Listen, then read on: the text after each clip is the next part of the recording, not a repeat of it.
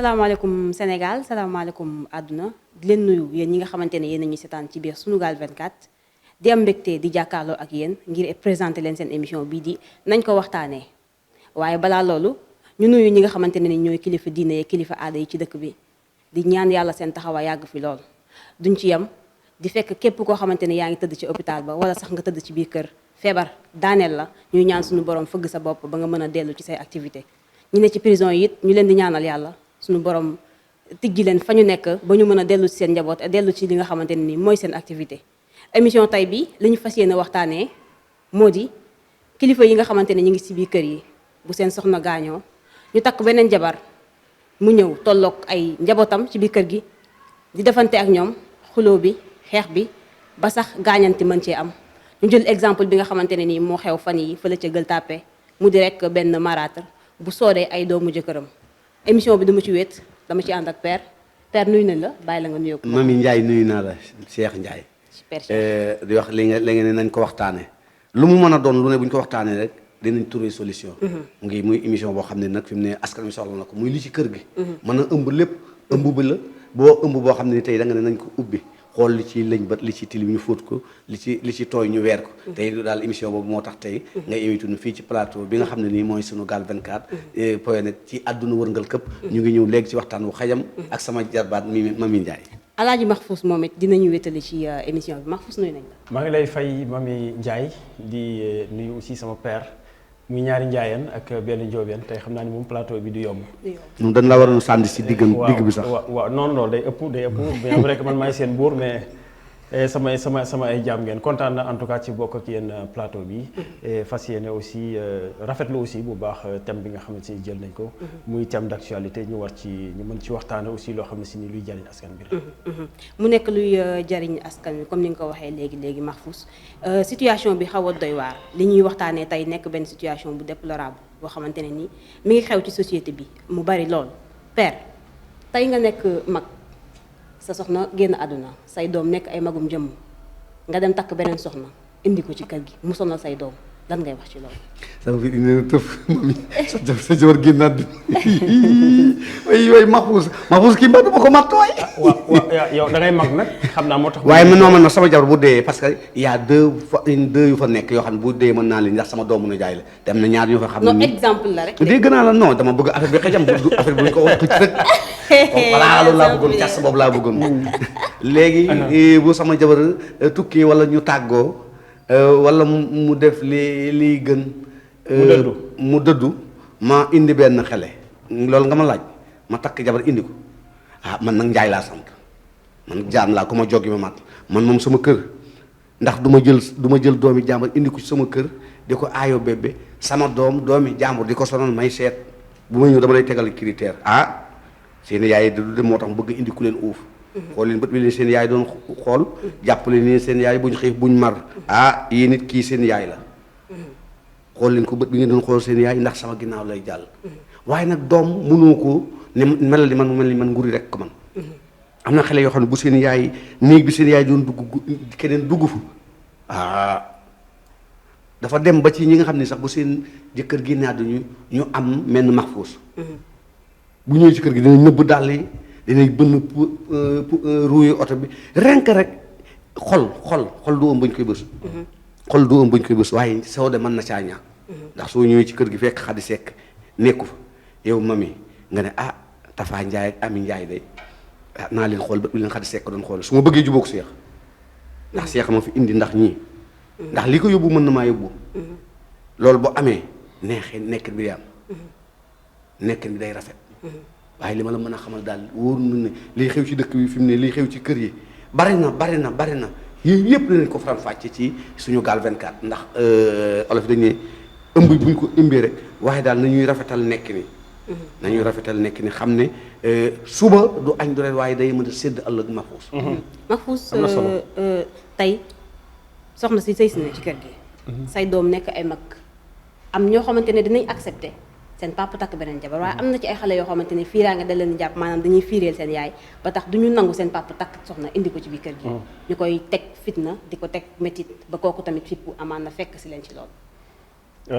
li nga laaj am na solo te lu bëri la fii ci Sénégal daanaka problème yi am ci kër yi yëpp loolu moom moo koy indi wujje soit mu nekk wujje boo xam ne si nii ci ñaar ñiy sëy lay nekk wala mu nekk wujje boo xam ne si nii ñi nga xamante si ay doom lañ ci kër gi di wujje ak seen jabaru papa loolu moom je pense que problème yi yëpp yi am ci kër yi loolu moom moo koy indi li nga wax nii nag dafa am solo waaye il faut ñuy bàyyi xel benn affaire gis nga boo amee ay doom yu mag ay xam ne ay doom yu mag nga am na loo xam ne dafay jiitu bala ngay takk jabar dafa war a jiitu maanaam waxtaan communication parce que lu bëri communication bi moom mooy manqué moo tax jéey yi di am muy am bu fekkee da nga am sa ay doom ñu nekk ay doom yoo xam ne si nii dootuñu ay xale ay mag lañ nga bëgg a takk koo xam ne presque ñoom sax ñoo ko mag nga bëgg ko indi ci kër gi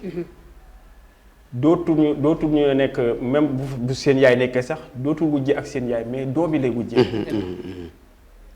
léegi ñoom su fekkee dañ ko solal nag moom bu yàggee day fipp te amaana am na ñu bëri góor ñoo xam ne ñu bëri seen jabar yi ndaw yi la ñuy faral tamit seen jabar yi ndaw yi la ñuy faral donc loolu ay problème la yoo xam ne si daal mu ngi ci société bi te il faut mag ñi nga xam ne ñoom ñooy def loolu ñuy bàyyi xel seen doom yi parce que njaboot daf ci loolu day tas njaboot day tas mbokk amaana kee bu amoon fekkoon am na ay doom nettali ba sa yaay soode woon ñii sa papa sa wujj yaay fi defoon nangam dañuy nettali nit ñi dañuy nettali ba léegi te internet bi léegi mi ngi fi bu duggee ci internet bi rek daanaka way wudul fay la donc il faut ñu ciy bàyyi xel bu baax a baax di bala ñuy takk jabar surtout yu mel noonu ñu mën di waxtaan ak suñu njaboot bu baax a baax ba ñu comprendre xam ne dafa ñëw pour sëy ñëwul pour jël place kenn dafa ñëw rek pour jaamu yàlla pour sëy ñu wax ci cas ba nga xamante ne ni moo xew fële ca Gueule Tapée mu di benn ndaw soo xamante ne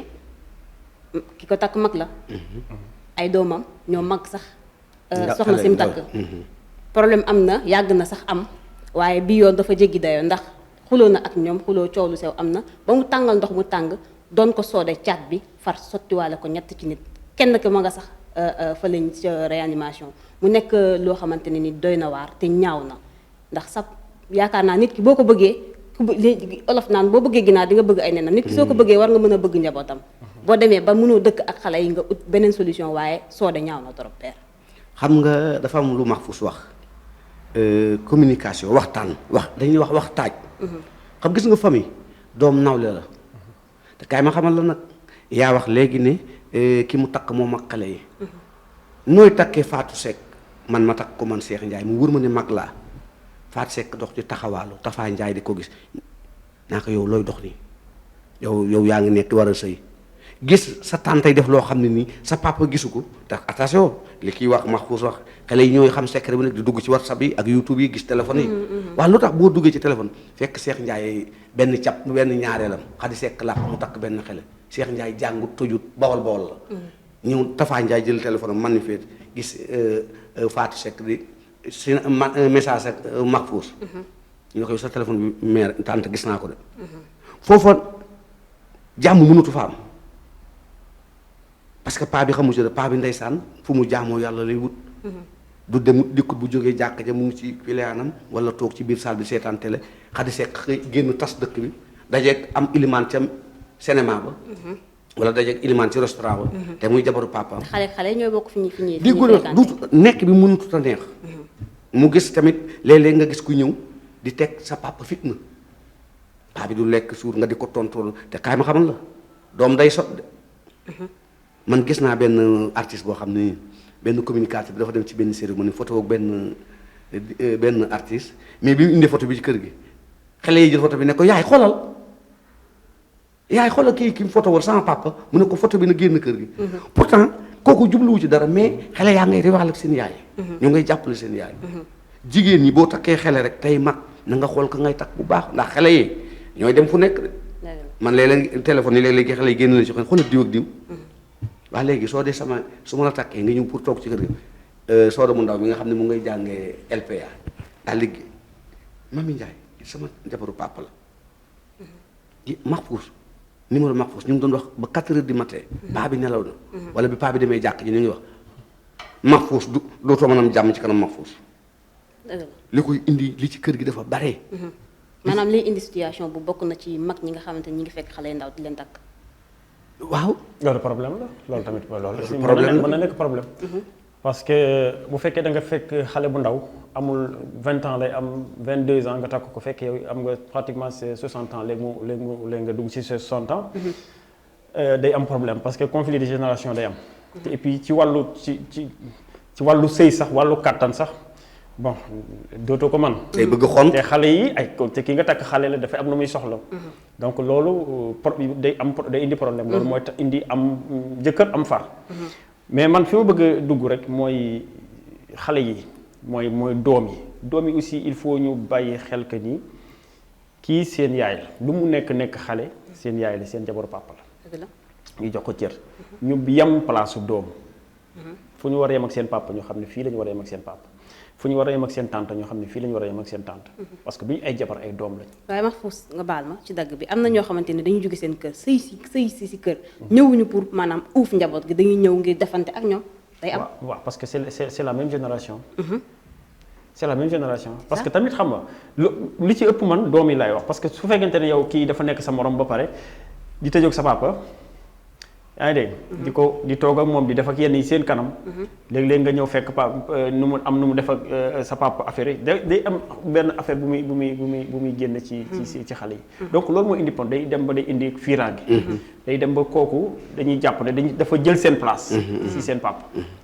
loolu moo indi problème bi. même bu fa seen yaay nekkul dootul nekk wujju mais dañuy jàpp ne kii li ñu waroon am seen papa amuñu ko kii moo ko jël. donc dañuy def le tout pour débarrasser kooku. kooku tamit bu fekkente ni dafa mel ne ñoom te et puis c'est la même génération moom tamit day wane boppam day wax ni et puis daf leen di gën a naqaral sax. day am loo xam ne si daf ko doon def sax te bëgg ko woon def. mais c'est juste daf koy def parce que daf leen di naqaral. foofu rek la mën a jaar pour naqaral leen. mooy côté jéng bi père doon wax sànq. ndax di nga takk jabar mu nekk xale. dalay jaaxal peut-être nga am ci moom loo xamante ne amoo ko woon sax si ku mag yi ba tax ngay comporté woon noo xamante ne nii du yëfu kilifa. mooy kaawu paa bi ndax ay doomam si li ñu wax mooy seen papa dañu demoon ba faaleetu leen seen tante génnee na leen waañ bi seen ndab yëpp ci mbedd bi ci ëtt bi lañ ko def dañuy togg seen tante bi di togg maanaam ñaari cin moo am ci biir kër gi te benn famille la. parce que mooy li ma la wax rek kilifa day xam ne kilifa la moo njabootu ñëpp. gis nga kër yu bari tos borom kër yaa ko tas. kër yu bari tas ñun góor ñi noo ko tas góor ñun dañoo gaaw a dem ardo trop. ñun dañoo gaaw a nuwaay lool te nag kaay ma xamal la booy defal kii loo doon defal seen yaay wala ñu lay gis comportement bu ñu doon gis seen yaay doom yi dañ ciy gis seen bopp dama ne la doom moom. man ak sama yaay man ak keneen ak yow keneen yaay moom. foog doom sotal ko. su ma ñëwee indi ko ci kër gi sama douche bi ci kër gi ñëpp ko bokk fi la sama mère daan sangoo di fa nga defal ko salle de bain ci biir. defal ko écran plat saalu boppam. soo ñëw indi mbuus moo xam ne daaw ko indi sama yaay te ñun duñ ko mos. léegi muy comporté woon neneen boo juree doom yi ku la wax ne dina la neex da lay nax. génn ci mbedd naan man de li ma Xadi Sekk defal man de. waaw mais nag père ku takk xale foog def fi xale. dégg nga li ma wax. waaw yëpp kat xale mais nga nekk responsable tamit je pense que même soo nekkee mag aussi il faut ngay foog sa jabar loolu dara nekk si. ak âge bu mënti am ngay foog sa jabar di ko indil di ko neexal loolu tamit ci sëy la bokk. bul nu waaxu débat bi looloo koy neex Mahfouss bul nu waax parce que ñu ngi def débat parce que xam lu tax dama ne la su gisee ngay defal xale bi loolu doon defal seen yaay wala ngay def dara di leen ko nëbb wala comportement comme li mami wax léegi comme exemple man soo wàccee loolu moom day am jabar ju ndaw ak jabar ju mag bokkul. kon bu sa kër tase yaa ko def. déedéet. déedéet mais moom attends mais il faut yow mënoon yow nga ñëw fi nga nekk fi pendant 30 ans yaa ngi dégg bëgg ak am koo xam ne si day soog a ñëw nga bëgg ñu yemale leen mënul ne. wax léegi exemple bu bees dafa am non attends non du question waxuma di yemale bi de maanaam ci am na peut-être yéen a déggul fi may waxee maanaam saa yu koo xam ne si nii tey. sëy ngeen 30 ans. bokkul ak ki nga xam ne da nga koy soog a takk seet bu bees dafa am nu ñu koy yoree. yow soo amoon may ma ko yow soo amoon jabar fi ne am doom yu ndaw. sa seet bi bëgg laa tëj ci néeg ba ngay lekk ginaar sa doom parental bi nekk fii mu ñëw mu ne ko bul ñëw yow noo raaya si déedéet waxuma loolu de. déet waxuma loolu. déet mooy doom yi da leen a xañ jàmm. waxuma lool de. soo matee père waxuma lool de bu ma dugal. déet dynamite non dañuy waxtaan. waaw bul daw man tudduma la xam nga maa ngi jox référence sama bopp. bul daw res. Njaay yóbbu nga sant. non daw ma jabar ju ndaw daw ma c'est-à-dire toppatoo sa njaboot ñaari jabar teewul nga toppatoo sa njaboot ñuy lekk di naan waaye nag am na loo xam ne si nii yaag sa jabar la peut-être yéenay toog seen nekk ngeen def la ngeen di def. mais nga nekk mag am jabar ju ndaw dégg pour mu détourner sa bopp. kii lim lay wax li ma lay wax. nga nekk mag. non loolu ci ay nit la nekk xam nga jabar moom jabar ak bu mu mën ci doon il faut nga yow yaay kilifaam mënul nekk sa kilifa. mënul nekk sa kilifa yow yaay nekk kilifaam yow yaay wax li nga bëgg mu def ko. parce que yow yaay responsable ci kër gi. waaw mais am na si ñoo xamante ne seen jabar yi ñoo nekk seen kilifa. da ngay dégg kii li mu wax nee na la dañoo dem ba xale yi mënatuñoo gis seen papa. jeex na mënatuñ koo gis parce que kii tey jii parce que fan dugal seen papa peut-être dinañ ko mën a accepter. situation bi tey dinañ ko mën a accepter mais bu ñu wax ak dañuy wax ak seen papa. déedéet. situation bi tey kii day sëy xam nga lay xool moom. bànneexu jëkkëram lay xool lu neex jëkkëram lay xool comme li kii wax sëy dafa yàq si kër gi. déedéet man d'accord ma foofu. yow fekk nga kii ñàkk ñan yaay.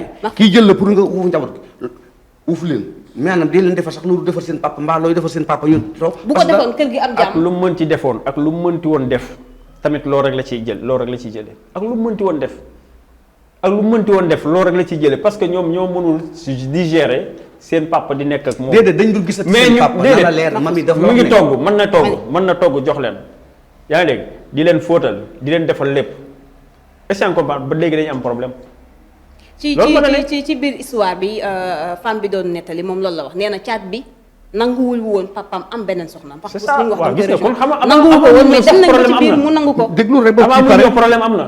dem nañ ba ci biir mu nangu ko parce que nit li ma la wax sànq. waaw da ngay takk jabaru xale mu ñëw ci biir kër gi détourner sa bopp détourner la contre say doom am na si ñoo xam ne dañuy dem ba dañuy génne seen doom ndax seen jabar am na. mais du fi jeex. dañuy génne seen doom yi ndax seen jabar waaw mais damay ban comportement la seen doom am aussi.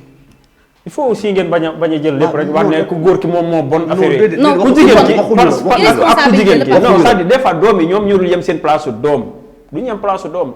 il faut qu'on le dise. dañuy bëgg a ñëw bëgg mel ni kuy seeg seen papa te seen papa dafa yor vie yor jabar. war a def ci moom war a def yëfu ko yor jabar. mais nga jox kooku aussi muy xale bu ndaw bàyyi lu bari ñëw nekk ak moom il faut tamit mu dund li nga xamante ni moom. ba du uuf njaboot gi tax ñu indi ko ci kër gi rek wax la. non c'est-à-dire moom mi ku la def ci kër ku la indi ci kër kay ku la dugal ci kër. yow nga judd nekk ci kër ñu ngi lay toppatoo. nga yaa ngi añ yaa ngi reer lan nga bëgg. mais changement bu amee. que ca kër. mais il faut changement am man su ma nekkee fii non il faut changement am su ma ñëwee su ma nekk attends man su ma fi nekkee ak seen yaay nekkatu fi yoruma jabar mais changement ni ma doon dundee ni may dundee su ma yoree ak jabar ak su ma yorul jabar du bokk parce que dinaa gën a am seen temps que bu ma amul jabar su ma amee jabar nag léegi dafa am temps boobu ma leen doon jox dama koy xaaj. ndax lan parce que sama jabar xanaa newuñ ci biir kër gi. parce que am na soxna mi ngi ci biir kër gi say doom ñu ngi ci biir kër gi déedéet comme bu leen jël temps bi wax ne comme ni may nekk ak ñoom ci biir kër gi la nekk yaa ngi mais dafa am temps boo xam ne sama jabar moo ko moom ci man. ba ci seetaan tey sa soxna génnee sa ay doom ci waañ bi ñuy togg ci biir ëtt bi ngay nangu sa kër ñaari cin di fa tege te xale yi bokk ndey ak baay. loolu fan la am fii. mais ci histoire bi ñuy. histoire bi lay wax ni lu gën a pire loolu tamit responsabilité ku góor. mais foofu la ñuy waxtaanee ak mi ngi ci mais tamit man li may bañ mooy ngeen jël lépp rek xëpp ko ne. non xam nga femme bi des fois doom yi dañuy dund seen papa yoo xam ne seen parce que seen yaay nekkatu fi rek. femme bi wuy ma femme bi dañ leen na leer bu dañ koo jëli pour kii dafa gaañu su ñëwoon ci kër gi yor ji koy ndeyi seet bu toogee yàq ci digg kër gi toog ak xale ci télé bi ba seetaan parce que lañ ko dafa am lu tax ñu jëli ko. tey kilifa gi mën na ñëw tàj ko tàj ay doomam peut-être ki mu takk kooku la waroon takk peut-être mën na takk koo xam ne si ni moo gën a âgé ay doomam kooku peut-être dina xaw am lu mu ëppalee ay doomam parce que bu fekkente ni koo xam ne mu ay doomam sax ko mag fàtt kenn du ko gis bu fekkente ni yow ki nga takk say doom sax ko mag déjà niveau bi rek yow. du day naan sa cuukeel day naan sa manka il faut nga am loo ëppale kii sëy si il faut mu am lu mu ëppalee xale yi pour man leen a yor. parce que seen papa c'est la même génération. parce que seen ay papa tubéy la ñuy sol tubéy lay sol. dañuy génn def ñu génn def. jeex na donc amul foofu benn différence donc paa bi moo waroon a tàkk koo xam ne si nii tey bu ñëwee dina mën a uuf njabootam koo xam ne si nii moo leen sut mentalement moo leen ëpp. mais bët li koy fàtt kenn du ko gis ma.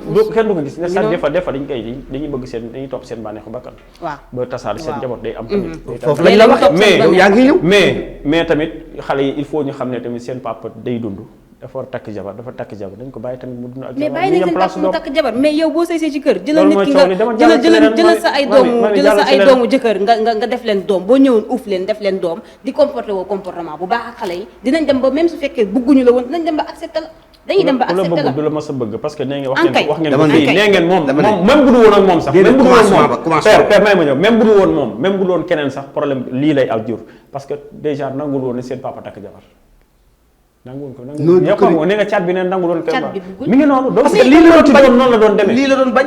mais lii la il doon faut bañ. ñu xam ne seen papa nit la góor la amoon na soxnaam yàlla def na li gën dem na dafa war a takkaat jabar loolu la Ba tey mu rafet rek. moo gënoon seen papa dem di fo di nekk doxaan ay xale yu ndaw ci waaye ba biti tey mu rafet wala muy ba tey taxawal ci àll ba tey na rafet kër gi daal jigéen a koy defar. Ba tey kër rek. bu neexee jigéen la yow soo ñëwee yoroo jikkoy ndey seex ñii kat seen yaay jóge na fi waaye maa ngi ñëw pour jël relève bi dama leen di toog lu may togg moom lay def mais dem tàggale ba ñuy togg ñaari ci kër gi mënoo ne borom kër ba mat na borom kër. ba tey daal na rafet li ma xalaat mooy yow bu ñu la takkee ci kër nga ñëw fekk si sa ay doomu jëkkër war nga leen mën a uuf def leen sa ay doom ci kaw ndax ku ñu bëgg ginaar nangu bëgg nga ay uuf cuujam leen ci kaw ñu nangu nga uuf leen Wax- man su ma la bëggee uuf te nangu woo ko tamit du mais sotti man maay borom kër gi yow amoo lu ñu bëgg man maa ko naan ñii say doom lañu. mu ñii nekk seen tànt la. waaw mu nekk ci kër Mais dégg nga ko, mu dem nekk na- borom kër goo xam ne si ni tey am na baat bu waxee ay doomam dañ ko parce que dégg kooku amul baax parce que kii dégg nga ko mu ne dañoo c'est dem ba ça. caat ni dañoo bëgg gis suñu papa gisatu. ba tey gisul ba waaye tey ñàkk mais jabar yi- li ñuy ñaawlu rek mooy jëf yu ñaaw yi nga xamante ne jabar yi en tout cas kenn rafetlu ko kenn rafetlu ko loolu moom kenn rafetlu ko mi ngi noonu Mais nag kenn il faut man de ku ko def aussi- sama doom ma soode la. waaw, il faut- doo nekk doomi jàmbur soode wu ma la ngay soode samay doom ma toog man de ku ko def sama doom ma soode la man. amul sama ginnaaw ngay jàll ndax sa bàyyi nga ci kër ga te soode wu ma sa doom. doom dafa sax ci xol waaw loolu dëgg la doom dafa sax ci xol man moom jigéen ji soode sama doom ci kaw suuf gii bu yóbboon nga mel ni urul ay ne bu may dama lay tëj baaxal ndox sotti la ko. père bi gi mi ngi ñuy def signe que li ñu jotoon a Doom la. mi ngi jeex ñu jéem a proposer ku ci nekk rek lan nga xalaat ne mooy solution bi pour vite fait rek ñu Solution ba? solution bi ci situation bi ñu fi waxtaanee Ci kër mooy yi. li xew Gueule Ci Tapée biir, waaw. ci biir li xew Gueule Tapée ndax femme bi fi mu ne nii Donc, caabi féete na ko gën voilà waaw non waaw parce que yoon noonu rek la mën a def parce que problème bu toll nii bu egsee ba fii moom il faut yoon intervenir pour def liggéeyam parce que dafa metti je pense que problème bi ak fu mu mënti toll waru woon a egsi fii parce que bakkan xajoon na ci ndax jël lu mel ni dëwlin bu tàng nga sotti ko nit donc loolu c'est inhumain loolu moom ku am xool sax waru mën a def ak problème bi fu mu mënti toll donc il faut ñuy mën di contrôler suñu bopp suñu meree jéem a rafetalaat jikko yi ci biir kër gi jéem a ubbi xol yi muñalante parce que dëkk moom kër jëkkër ak jabar sax dañuy am problème donc kër moom tant que nit ay nit a ngi fi ñu il faut ñuy am ay accrochage des fois nga laal kii mun na la ci affaire yi après ñu jéem a trouver solution ñu jàll mais problème mënul ñàkk ci kër mënul ñàkk il faut mu am mais saa yu amee rek nañ jéem a trouver solution ñu avancer mais kenn rafetlu wul la xew foofu te ñu ngi ñaan yàlla mu yem foofu ba ñoom ñooñu nga xam ne si nii tey soode na leen ñu daal di wér nekk ci jàmm kii nga xam ne si nii caabi féete na ko loxo aussi ginnaaw caabi féete na ko ginnaaw aussi ñu koy ñaanal bon mu génn ci situation yi mu nekk peut-être que aussi mën na bañ a nekk jikko mais mer moo ko dugal ci loolu. père lan ngay jeexale xam nga li nga wax ni dafa am solo dama ne la man daal du ma wax kenn weñ gaa nga bañ ca mbañ a xaan nga lu nuyoo cib sëy feeñ cib sëy nuyoo na sa ngoro ko dañ koo fay. man su ma lay bëgg dama naan la sama njaboot gi la am doomay alal de. xam nga doom man doo sa baay du lay jur pattalu la làggalu ma man samay doom ma jur leen nga ñëw di leen pattal di leen làggal. man soo ñëwee soo leen ko dama ñëw taaj leen ne ñooy samay doom te ñoom moo fas yéene yor ëllëg. bañ a fo di jaamu yàlla fu ma jaamu yàlla indi pour nga uuf leen bët xool leen bët bu seen ndey doon xool. ku ci am loola naqari toogal wax ma. yow tamit yéen tamit kii seen ndey la xool leen ko bët bi nga doon xool seen yaay ku nekk dama lay jox na leer.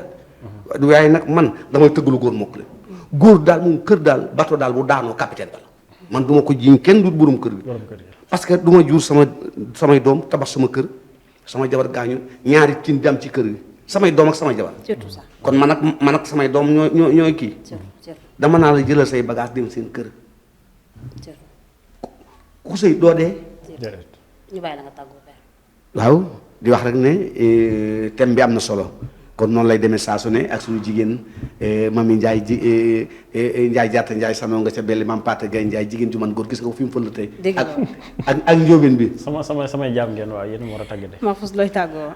alors di la remercier ci invitation bi parce que sawar naa trop ci waxtaane lu mel nii ndax dafa nekk loo xam ne thème boo xam ne thème d'actualité la donc lu ñu ci wax rek doyul donc nañu continuer di ci wax pour mën a parce que am na ñoo xam ne si ni suñu wax ji mën na leen a jëriñ suñu wax ji ñuy fi wax ni buñ ko xeeb mën na leen jëriñ donc ñu ngi lay remercier ci opportunité bi ñu may ñu jàkkaarloog askan bi génne li nga xamante ni moom moo nekk ci suñu xel ak suñu xol di la jaajëfal bu baax a baax jërëjëf mbokku internet yi li lañ leen indiloon tey ci seen émission nañ ko waxtaanee mu nekkoon thème bu sensible comme ni ko Mahfouz waxee léegi nii lay demee saa su nekk chaque jour rek dinañ ut benn thème boo xamante ne ni luñ ci mën a waxtaanee dina leen jëriñ dinañu jëriñ ma ci ànd ak saa su nekk suñu père di ci ànd ak Mahfouz di remercier yéen ñi ñu seetaan waaye tamit di remercier Biggi mi nga xamante ne ni moo ñu doon filmer ba tax ñu xaw neex a xool ni di jaajëfal équipe technique bi yëpp ku ci mel ni Dóor waar ku ci mel ni Diaw ñoom ñëpp ñu ngi leen di remercier. Dóor waar bari problème mu nekk résident. yow da nga sonal Dóor waar ba jàmbur